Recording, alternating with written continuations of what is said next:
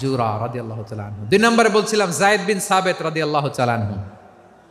বিশ্বনবী দেখলেন মদিনার এই আনসারী সাহাবী হাইলি ট্যালেন্টেড, ইন্টেলেকচুয়াল, মেরিটোরিয়াস, জ্ঞানের প্রতি তার আকর্ষণ, মারাত্মক আকর্ষণ। বিশ্বনবী তাকে দায়িত্ব দিলেন, কোরআন যা নাজিল হয় তুমি লিখো, কাতিবুল ওয়াহি বানায় দিলেন। সুবহানাল্লাহ।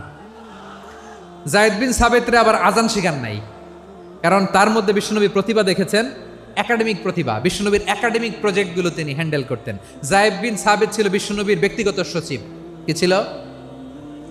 ব্যক্তিগত সচিব, বোঝেন নাই? বিশ্বনবীর ব্যক্তিগত সচিব এবং দোভাষী। ইহুদিরা কিছু লিখে দিলে এটার অর্থ বিশ্বনবীরে বুঝায় দিতেন, আবার ইহুদিদের কাছে কিছু লিখতে হলে তিনি লিখে দিতেন। বিশ্বনবী একদিন বললেন, ইন্নী ওয়াল্লাহি মা আমানু ইয়াহুদা আলা কিতাব। ইহুদিরা যে চিঠি পাঠায় অর্থ তো বুঝি না, আরেক ইহুদি আইনে অর্থ করা লাগে। আবার ইহুদিদের কাছে কিছু লিখে পাঠাইতে চাইলে আমরা তো লিখতে পারি না, ইহুদিরে দিয়ে লেখা লাগে। ওরা যে পয়রা শোনায় লিখে দেয়, আমি ওদের বিশ্বাস করি না। আমার নিজের একজন লোক দরকার। বিশ্বনবী এই যায়েদ বিন সাবিতকে চুজ করলেন ল্যাঙ্গুয়েজের জন্য। উনি বললেন, যায়েদ, তোমার সফট স্কিলকে ডেভেলপ করতে হবে, তুমি হিব্রু ল্যাঙ্গুয়েজ শিখে ফেলো। যায়েদ বিন সাবিত বলল, বিশ্বনবীর মোটিভেশন আর ইন্সপিরেশন পেয়ে আমি 15 দিনে ইহুদিদের এই হিব্রু ল্যাঙ্গুয়েজ শিখে ফেললাম। শুধু শিখে ফেললাম না, হাত্তা হাদিকতু, even I became master in the language. এই ভাষা আমি পারদর্শী হয়ে গেলাম। এরপরে ইহুদিরা চিঠি লিখে পাঠালে আর কোনো ইহুদি ডাকা লাগতো না, আমি নবীর এটার অর্থ শুনে পরে বুঝাই দিতাম। আবার ইহুদিদের কাছে চিঠি লেখা লাগলে আমি যায়েদ বিন সাবিত চিঠি লিখে দিতাম। সুবহানাল্লাহ। দেখেন, এত সাহাবীর মধ্য থেকে বিশ্বনবীর একাডেমিক প্রজেক্ট, ব্যক্তিগত সচিব, দোভাষী হিসেবে তিনি যায়েদ বিন সাবিতের মতো তরুণকে নির্বাচিত করেছেন। কেমন ট্যালেন্ট হান্টার ছিল আমার নবী! সুবহানাল্লাহ পড়বেন না? বিশ্বনবীর ইন্তেকালের পরে সাইয়েদনা আবু বকর রাদিয়াল্লাহু তাআলা আনহু যখন খলিফা হয়ে আসলেন, কোরআনকে সংকলনের দায়িত্ব দেয়া লাগবে, কোন সাহাবীকে দিবেন? সব সাহাবারা মিলে পরামর্শ করলেন।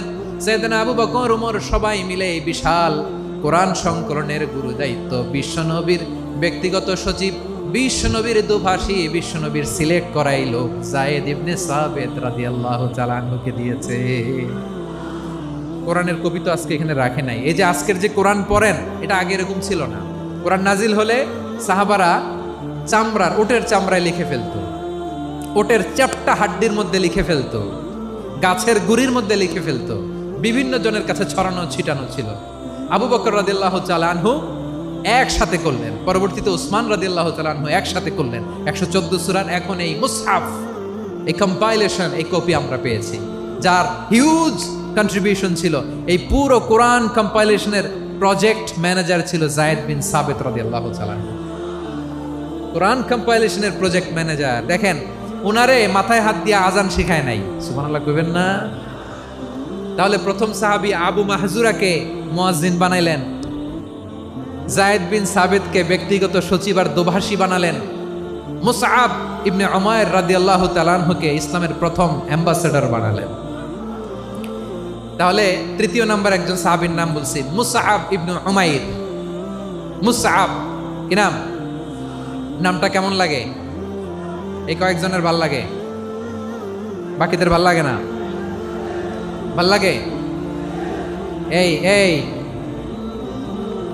আর কয়েকটা মিনিট দেওয়া যাবে না আমাকে আল্লাহর রাস্তে? হ্যাঁ, ঠিক আছে।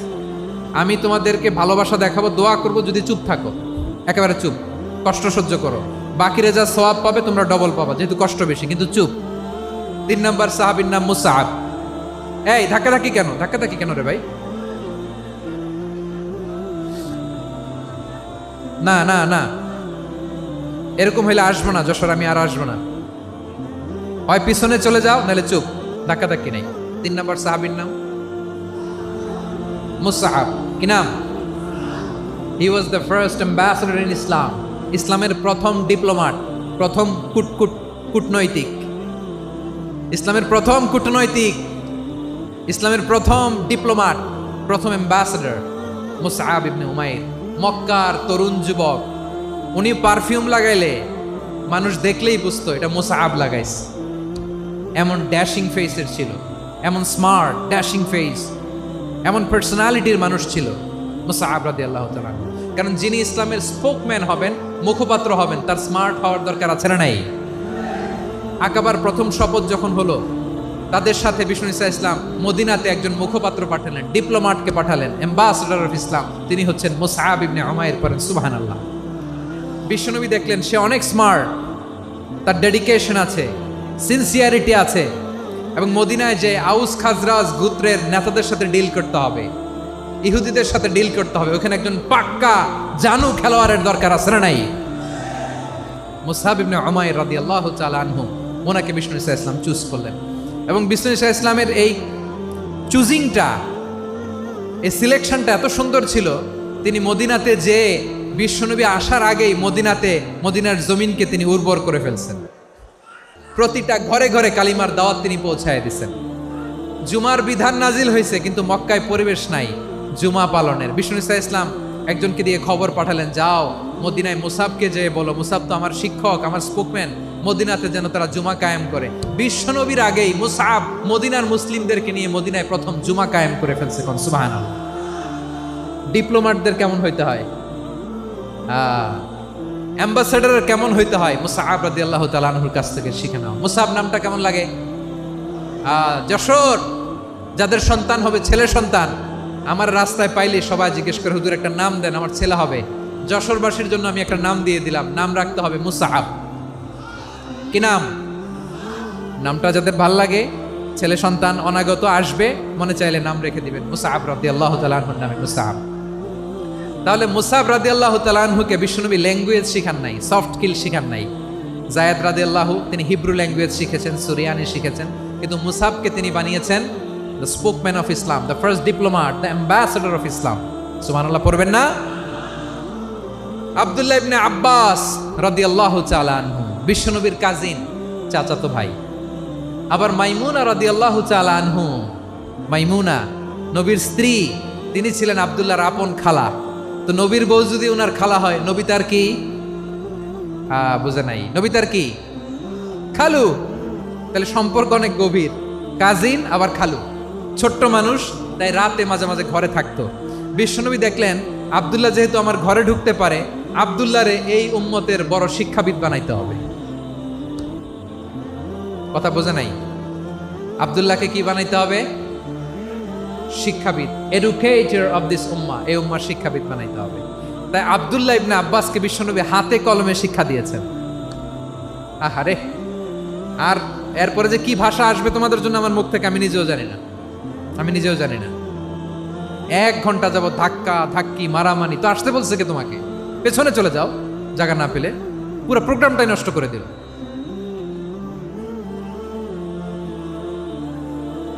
জি, আমার দিকে তাকান, আমি শেষ করে দিচ্ছি। হবে না, ইন্টেলেকচুয়াল আলোচনা এখানে হবে না, আমি বুঝতে পারছি, আমি শেষ করে দিচ্ছি। আব্দুল্লাহ ইবনে আব্বাস রাদিয়াল্লাহু তাআলা আনহু, মনোযোগ দিয়ে কয়েকটা মিনিট শুনুন, আমি এখনই শেষ করে দিচ্ছি, এরপর আওয়াজ করবে। এই যে এগুলো কি আমি বুঝলাম না। আমি বললাম না সব করা যাবে, বসে যাও, শুয়ে যাও, চলে যাও, আওয়াজ করা যাবে না। অন্যকে বসো এটাও বলার দরকার নেই, জাস্ট এদিকে তাকাও।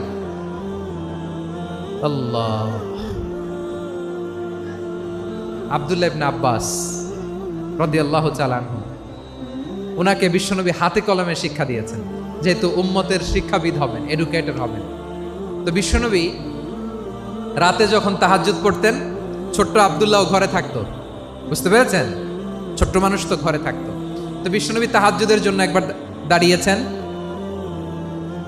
ছোট্ট আব্দুল্লাহ ওযু করে দাঁড়াইছে। আচ্ছা বলেন তো, ইমাম আর মুসল্লি মোট যদি 2 জন হয়, একজন ইমাম একজন মুসল্লি, তো মুসল্লি ইমামের কোন দিকে দাঁড়াবে?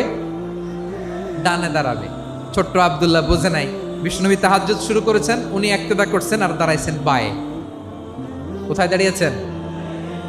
আব্দুল্লাহ বলেন, যখন আমি বায়ে দাঁড়ালাম, আখাযা রাসূলুল্লাহ সাল্লাল্লাহু আলাইহি ওয়াসাল্লাম উযুনি আল ইউমনা ইয়াফতিলুহা, বিশ্বনবী নামাজরত অবস্থায় আমার কান ধরে টেনে আমার ডান দিকে এনে দাঁড় করায় দিলেন। পড়েন সুবহানাল্লাহ।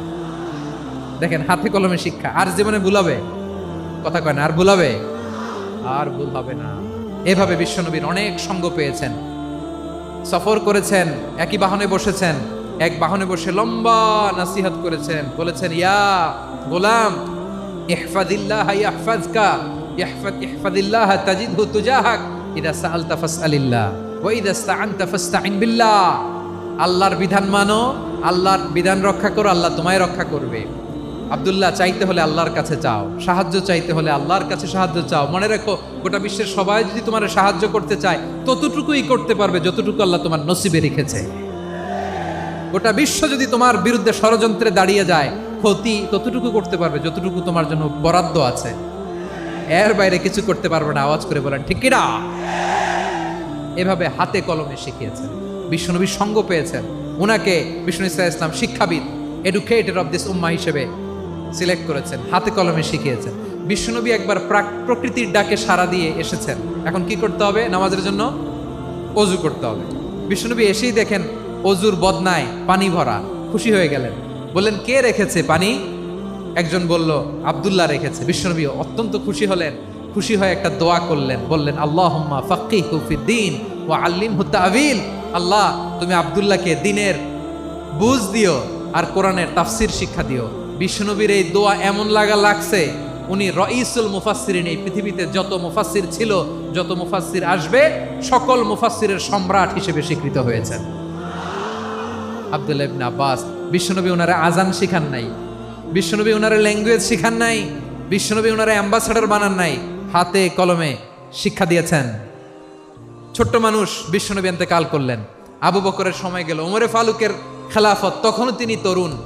ওমরে ফারুক রাদিয়াল্লাহু তাআলা আনহু ওনার ক্যাবিনেট মিনিস্ট্রির বৈঠকে এই আব্দুল্লাহ ইবনে আব্বাসকে পাশ দিয়ে বসায় রাখতেন। বয়স্ক সাহাবারা এটা পছন্দ করতো না, তারা বলতো ঘটনা কি, আব্দুল্লাহর মতো ছেলে নাতি আমাদের আছে, এরা কেন রাখে ওমরে ফারুক? ওমরে ফারুক এটা টের পেলেন, তিনি বুঝতে পারলেন যে ক্যাবিনেট মেম্বাররা এটা পছন্দ করে না, ছোট্ট আব্দুল্লাহরা কেন রাখি, কেন যে রাখি এটা একদিন বুঝাবো। একদিন মিটিংয়ে তিনি সবাইকে বললেন ইদা জাআ নাসরুল্লাহি ওয়াল ফাতহ। এই আয়াত দ্বারা উদ্দেশ্য কি বলেন তো মুরব্বী সাহাবীরা? এক সাহাবী বলেন এই সূরা দ্বারা উদ্দেশ্য, আল্লাহ বলেছেন আমাদেরকে বিভিন্ন ল্যান্ড, বিভিন্ন এলাকা বিজয় করতে হবে। ওমরে ফারুক বললেন না, হয়নি। আরেকজন বললেন বিজয় হওয়ার পর আমাদের বেশি বেশি আল্লাহর বরত্বের ঘোষণা দিতে হবে, এটা উদ্দেশ্য। ওমরে ফারুক বললেন না, হয় নাই। যারা জিজ্ঞেস করেন কেউ পারে না। সব শেষে বিশ্বনবী ছোট্ট আব্দুল্লাহরে বলেন আব্দুল্লাহ, ইদা জাআ নাসরুল্লাহি ওয়াল ফাতহ এর দ্বারা উদ্দেশ্য কি বলো তো? ছোট্ট আব্দুল্লাহ বলেন হুয়া আজালু রাসূলিল্লাহ। এই আয়াত দ্বারা বিশ্বনবীর বিদায়কে উদ্দেশ্য নেওয়া হয়েছে। ওমরে ফারুক বললেন হাযা হুয়া, এটাই তো সঠিক উত্তর, এটাই সঠিক তাফসীর আয়াতের। কারণ ইদা জাআ নাসরুল্লাহি ওয়াল ফাতহ, যখন আল্লাহর সাহায্য আর বিজয় আসবে, ওয়া রাআইতান নাসা ইয়াদখুলুনা ফি দীনিল্লাহি আফওয়াজা, আপনি দেখবেন দলে দলে ঢলে ঢলে বানের পানির মতো মানুষ ইসলামের দিকে ঢুকতেছে, ইসলামের বিজয় হয়েছে। তো ইসলামের বিজয়ের মিশন নিয়ে নবী আসছে, বিজয়ী যখন হয়ে গেছে এখন তো নবীর বিদায় হবে। জোরে বলেন ঠিক কিনা? কোন সাহাবী এই সূক্ষ্ম কথাটা ধরতে পারে নাই, ওই আব্দুল্লাহ ছাড়া। আব্দুল্লাহ যখন উত্তর দিছে সব সাহাবীদের টনক নড়েছে। এরপর থেকে কোনো ক্যাবিনেট মিটিং এ আর কোনো সাহাবারা কোনো প্রশ্ন করে নাই। আওয়াজ করে পড়েন সুবহানাল্লাহ। বিশ্বনবী আব্দুল্লাহ ইবনে আব্বাসকে দ্য এডুকেটর অফ দ্য উম্মাহ, উম্মার শিক্ষাবিদ হিসেবে গ্রহণ করেছেন। আওয়াজ করে পড়তে হবে আল্লাহু আকবার। সাহাবীদের নামগুলো মনে থাকবে? এক নম্বরে আবু মাহজুরা, মুয়াজ্জিন বানাইছেন। যায়েদ ইবনে সাবিত, দোভাষী, ট্রান্সলেটর অফ প্রফেট, এবং তিনি ছিলেন বিশ্বনবীর ব্যক্তিগত সচিব। মুসআব ইবনে উমাইর, the first ambassador and diplomat of Islam. আব্দুল্লাহ ইবনে আব্বাস, এই উম্মার সবচেয়ে বড় এডুকেটর, শিক্ষাবিদ। আরেকজন ছিল আব্দুল্লাহ ইবনে মাসউদ রাদিয়াল্লাহু তাআলা আনহু। দুই আব্দুল্লাহ, আব্বাস গেল, আরেকজন হচ্ছে মাসউদ। মক্কার তরুণ, ছাগল পালতো মুশরিকের বিশ্বনবী আর আবু বকর রাদিয়াল্লাহু তাআলা আনহু একবার গেলেন, যে দেখে এই তরুণ দাঁড়ায় আছে। বিশ্বনবী বলেন আমি খুব ক্ষুধার্ত, তোমার কাছে কি দুধ আছে ছাগলের? আব্দুল্লাহ ইবনে মাসউদ বলে আছে। ওয়ালাকিন আনা মুতামান, কিন্তু যে দুধ আছে এটা আমানতের, আমি দিতে পারবো না। বিশ্বনবী এইটা শুনেই তারা টার্গেট করে ফেলছে।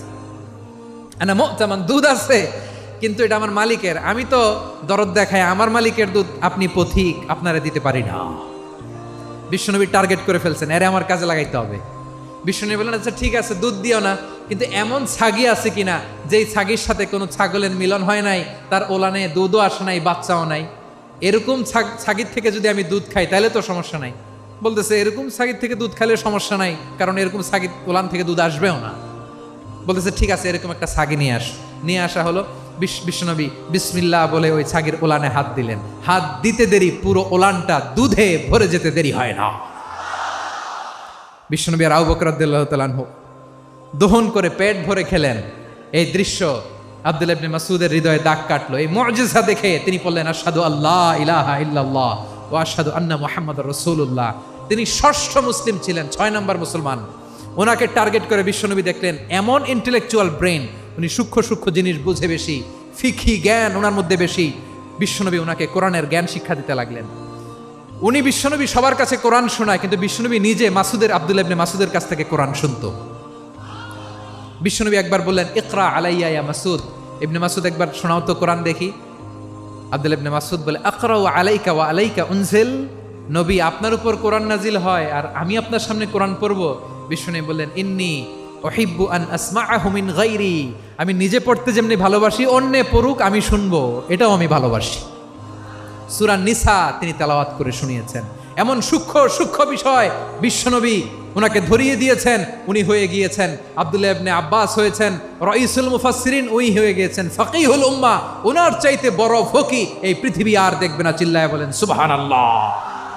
উনি বলতেন, ওয়াল্লাহি ওয়াল্লাহি ইল্লাযী লা ইলাহা গায়রু মা উনজিলাত সূরাতুন ইল্লা ওয়া আনা আ'লামু আইনা উনজিলাত ওয়া ফিমা উনজিলাত। বিশ্বনবী এমন ভাবে কোরআনের দার্স আমাকে দিয়েছেন, কোরআনে যত সূরা নাজিল হয়েছে, যেখানে নাজিল হোক না কেন আমি জানি এটা কোথায় নাজিল হয়েছে এবং কোন প্রেক্ষাপটে নাজিল হয়েছে। এমন একটা সূরা নাই যে সূরার কোথায় নাজিল হয়েছে আমি মাসুদের জানা নাই, কোন প্রেক্ষাপটে নাজিল হয়েছে আমার জানা নাই। এরকম ঘটবে না। চিল্লায় বলেন আল্লাহু আকবার। এই আব্দুল্লাহ ইবনে মাসউদ রাদিয়াল্লাহু তাআলা আনহু ওমর ফারুকের সময় কুফার চিফ জাস্টিস ছিলেন। কুফা নগরীর চিফ জাস্টিস। চিফ জাস্টিস বোঝেন নাই? বিচারপতি। কি ছিলেন? সবাই বলে নাই কি ছিলেন? বিচারপতি ছিলেন। এবং ওনার যে ফিকহি জ্ঞানের ধারা, এটাই আলকামা, ইব্রাহিম আন-নাখাই, হাম্মাদ ইবনে সুলাইমান হয়ে ইমাম আবু হানিফা পর্যন্ত পৌঁছেছে। এবং ওনার ফিকহি জ্ঞানের ধারাই হানাফি মাযহাবে অ্যাকসেপ্ট হয়েছে। আজও এগুলো হানাফি মাযহাবে চর্চিত হয়। হানাফি মাযহাবের সব ফিক আব্দুল্লাহ ইবনে মাসউদের ফিকহি জ্ঞানের ধারা থেকে নেওয়া হয়েছে। চিল্লায় পড়েন সুবহানাল্লাহ। তাহলে উনাকে বিশ্বনবী বানিয়েছেন জুরিস্ট, আইনবিদ, ফাকিহ। উনারে আজান শিখান নাই। হিউম্যান রিসোর্স ডেভেলপমেন্ট কিভাবে করবেন, মানব সম্পদের উন্নয়ন কিভাবে করতে হয়, কিভাবে যার যেখানে প্রতিভা কাজে লাগাতে হয় উনি দেখিয়েছেন। সুবহানাল্লাহ পড়বেন না? খালিদ বিন ওয়ালিদ নাম শুনছেন? কে কে শোনেন নাই হাত তোলেন। কি ছিলেন? বীর যোদ্ধা ছিলেন খালিদ বিন ওয়ালিদ। কিন্তু তিনি ইসলাম ধর্ম গ্রহণ করেছেন অনেক দেরিতে, 8ম হিজরিতে। তার মানে 8ম হিজরির আগে উনি মুশরিকদের পক্ষে লড়াই করেছেন। ওনার হাতে কত মুসলিম সাহাবী যে নিহত হয়েছে হিসাব নাই। বিশ্বনবী টার্গেট করে রাখছে, তুমি আমাদের মুসলিমদের এত ক্ষতি করলা, তুমি যখন মুসলমান হবা তোমার দিয়ে আমি এমন কাম করামু যে এটা আর কেউ করতে পারবে না। সুবহানাল্লাহ নাই? যশোর ক্লান্ত হয়ে গেছে।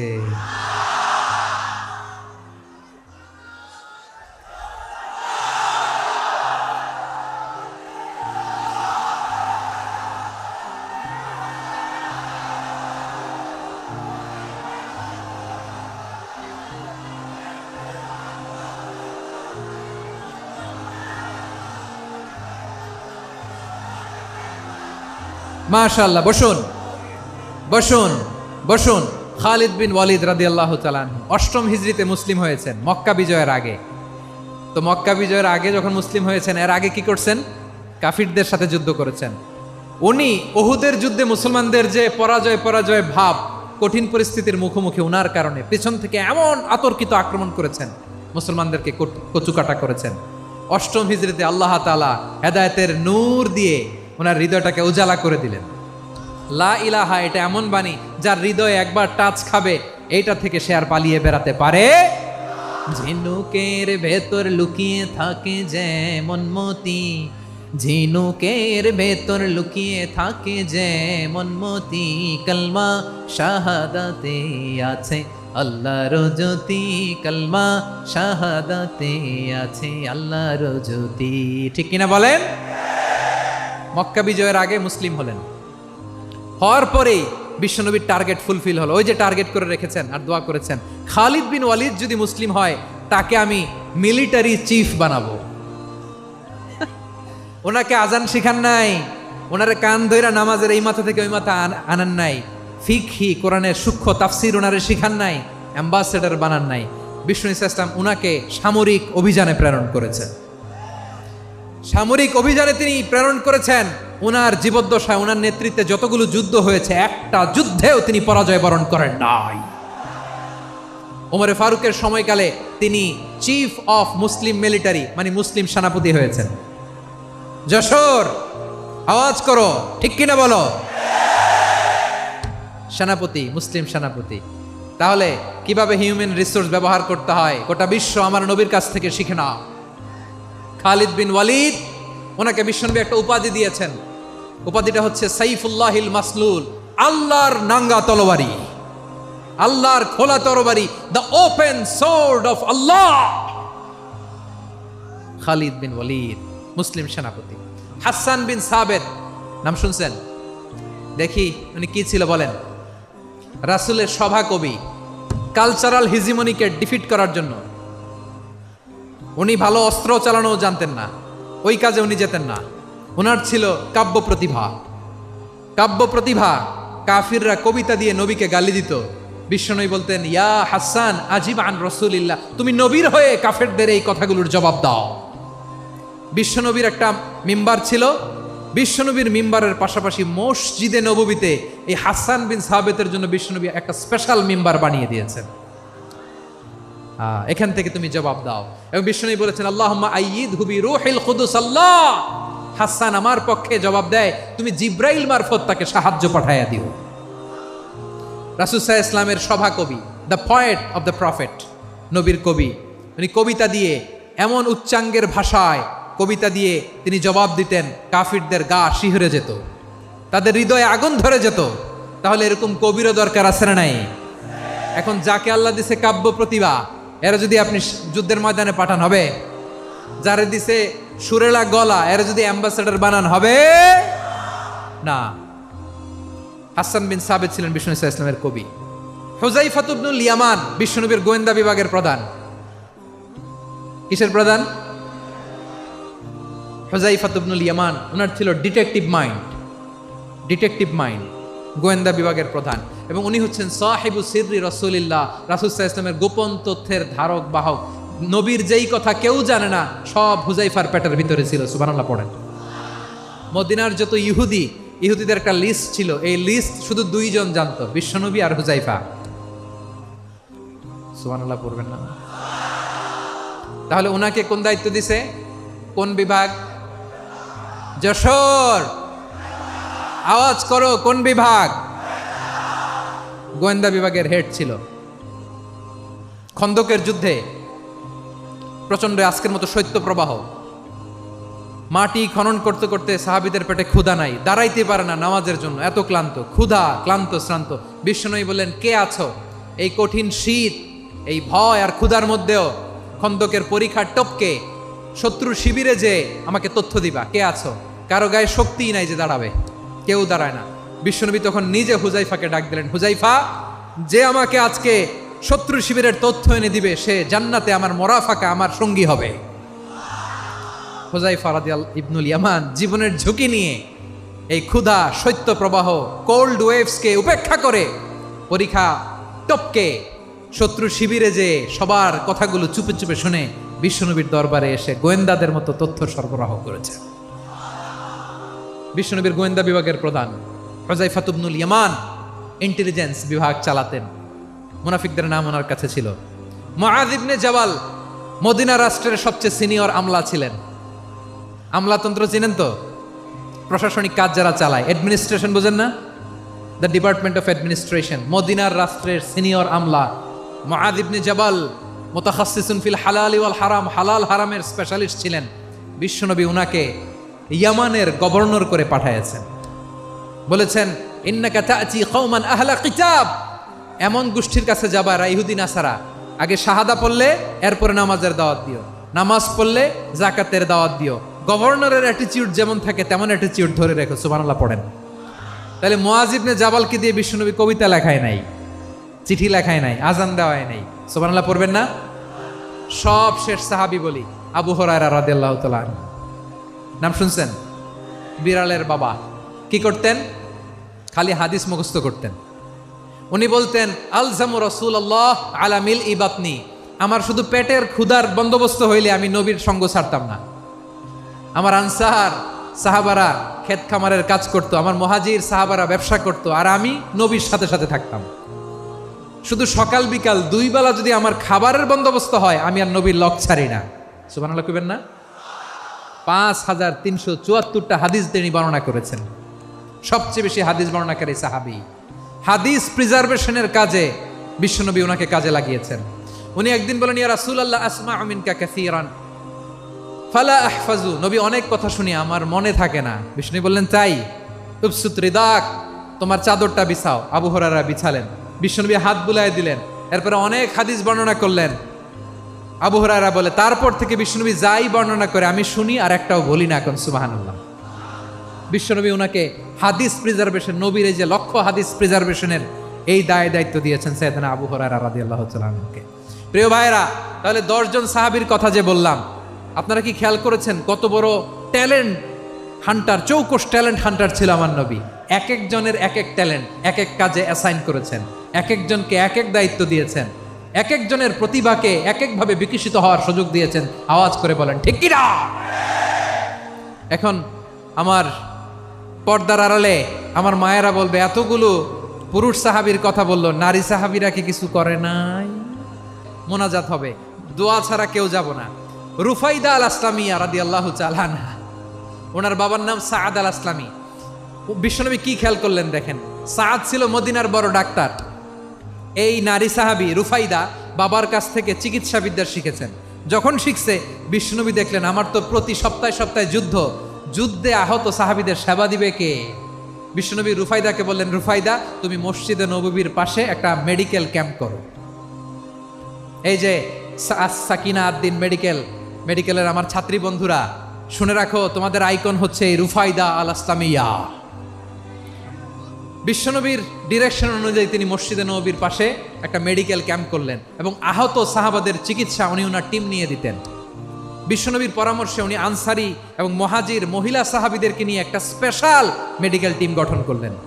খায়বার যুদ্ধে 7ম হিজরিতে যখন বিশ্বনবী যায়, উনি ওনার টিম নিয়ে আসলেন, বললেন, ইয়া রাসূলুল্লাহ, আমরা তো তলোয়ার চালাতে পারি না, আমরা তো তীর মারতে পারি না, আপনি যদি অনুমতি দেন খায়বার অভিযানে আমি আমার টিম নিয়ে মেডিকেল টিমের সেবাটা সার্ভিসটা দিতে চাই। পড়েন সুবহানাল্লাহ। বিশ্বনবী অনুমতি দিলেন, যোদ্ধা সাহাবীদের সাথে রুফাইদা আল আসলামিয়া উনিও মেডিকেল টিম নিয়ে অগ্রসর হলেন। খায়বারের প্রতিটা আহত ইনজুর্ড সাহাবী যারা ইনজুরির শিকার হয়েছেন, সবাই রুফাইদা আল আসলামিয়ার এই মেডিকেল ক্যাম্প থেকে চিকিৎসা সহায়তা পেয়েছেন। সুবহানাল্লাহ পড়েন। দেখেন কিভাবে বিশ্বনবী ট্যালেন্ট বাছাই করতেন। আপনি অবাক হবেন, বাহরাইনের মেডিকেল ইউনিভার্সিটিতে রুফাইদা আল আসলামিয়া মেডিকেল প্রাইজ অ্যাওয়ার্ড প্রতি বছর দেয়া হয়। যদি 8 দিনের এই মেডিকেল, আমার বোনেরা যদি জেনে থাকো জানো, না হলে নতুন করে জানো, সার্চ দিও, রুফাইদা আল আসলামিয়া মেডিকেল অ্যাওয়ার্ড বাহরাইনের ইউনিভার্সিটিতে দেওয়া হয়। প্রিয় ভাইয়েরা, তাহলে আলোচনার সামারি আমরা করি।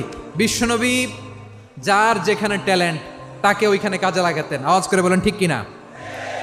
এবার একটা ইন্টারভিউ হবে, আওয়াজ করে বলেন, আবু মাহজুরাকে বিশ্বনবী কি বানাইছেন?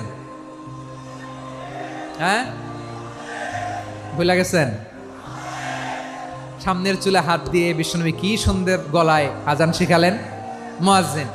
যায়েদ বিন সাবিতকে একাডেমিক প্রজেক্টের দায়িত্ব দিয়েছেন, তিনি ছিলেন বিশ্বনবীর দোভাষী ব্যক্তিগত সচিব। মুসআব ইবনে উমাইর, the first ambassador of Islam. আব্দুল্লাহ ইবনে আব্বাস, উম্মার বড় শিক্ষাবিদ মুফাসসির।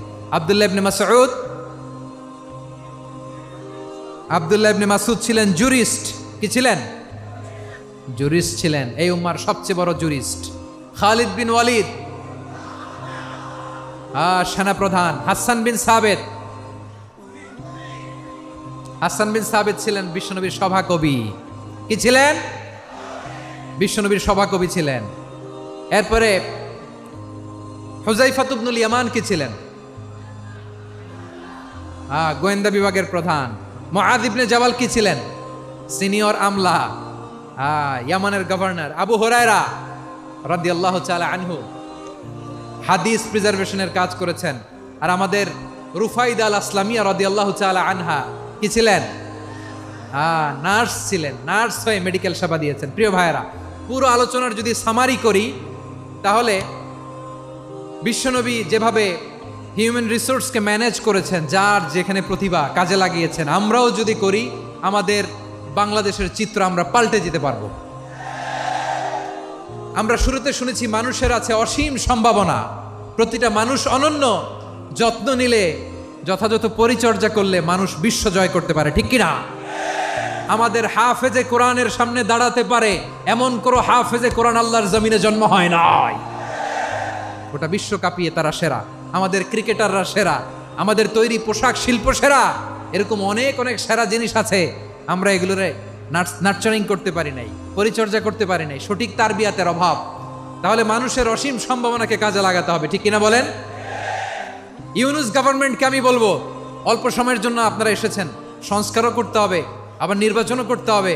সব সংস্কার হয়তো করতে পারবেন না, যতটুকু পারবেন এর মধ্যে আমাদের যে হিউজ ম্যান পাওয়ার, আমাদের যে মানব সম্পদ, হিউম্যান রিসোর্স, এটাকে ডেভেলপ করে আপনাদের যেতে হবে। যেটা পারবেন না সেটাকে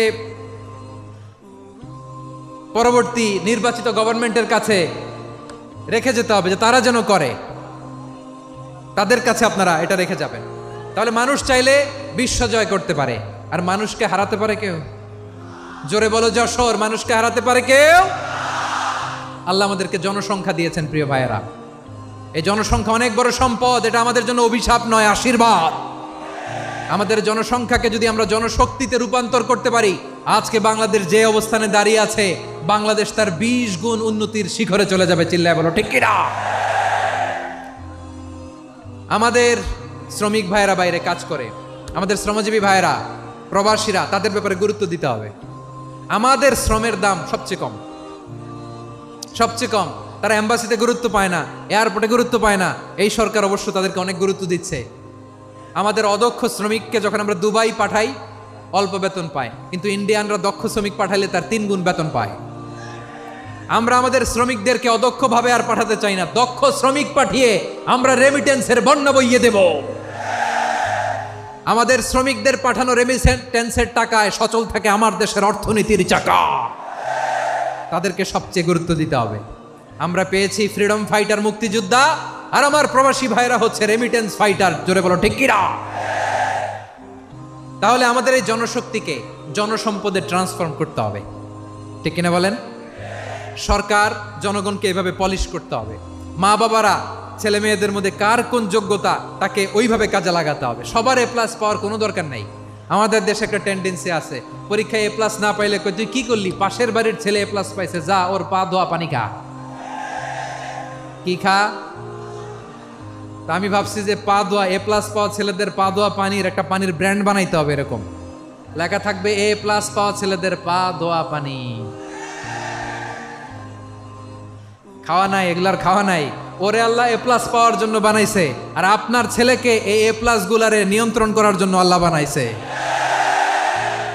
ওকে দিয়ে আল্লাহ কি করবে আপনি জানেনই না। একটা এ প্লাস, একটা এ গ্রেড একটা মানুষের জীবনকে ঠিক করে দিতে পারে না। আপনার ছেলেকে আল্লাহ অন্যদিকে যোগ্যতা দিয়েছে। ওদের মনোবল ভাঙবেন না, খবরদার, খবরদার। ছেলে মেয়েদের মনোবল ভাঙবেন না। যাকে দিয়ে যেটা হবে তাকে দিয়ে সেটা করতে হবে, তার প্রতিভাকে সেভাবে কাজে লাগাতে হবে। তাহলে বাংলাদেশ, আমাদের এই জনসংখ্যা জনসম্পদে রূপান্তরিত হবে। আমাদের সরকারের তত্ত্বাবধানে আমাদের 18 কোটি জনগণ দক্ষ জনশক্তিতে রূপান্তরিত হোক। আমরা চাই কি চাই না? আমরা ভালো মানুষ, শ্রেষ্ঠ মানুষ হতে চাই কি চাই না? ওই জাপানিজদের মতো সৎ, ওই ইউরোপিয়ানদের মতো কালচার্ড। আমাদেরকে আল্লাহ তাআলা কোরআন সুন্নাহ অনেক কিছু দিয়েছেন। যেহেতু বর্তমানে আমরা দেখছি তারা সৎ, তাদের মধ্যে ভ্যালিউ আছে, সেগুলো আমাদের মধ্যে আনার দরকার আছে না নাই?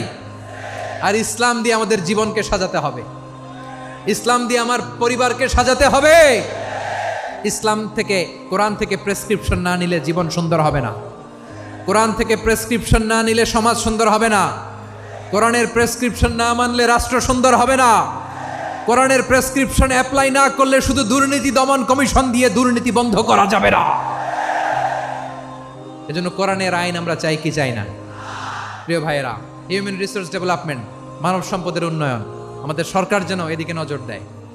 আমরা যেন এই ব্যাপারে যত্নবান হয়ে উঠি, যাকে আল্লাহ যে যোগ্যতা দিয়েছে এই যোগ্যতা দিয়ে আমরা যেন ইসলামের জন্য, দেশের জন্য কাজ করি। আমরা যেন আমাদের স্কিল ডেভেলপ করি, আমাদের পটেনশিয়ালকে ডেভেলপ করি। মোরালিটি, ভ্যালিউজ নিয়ে শায়েখ আহমদুল্লাহ আলোচনা করেছেন, এগুলো দিয়ে যেন আমরা আমাদেরকে সাজাই। আল্লাহ তাআলা আমাদের দেশকে তুমি নিরাপদ করো, আমরা পড়ি আমিন।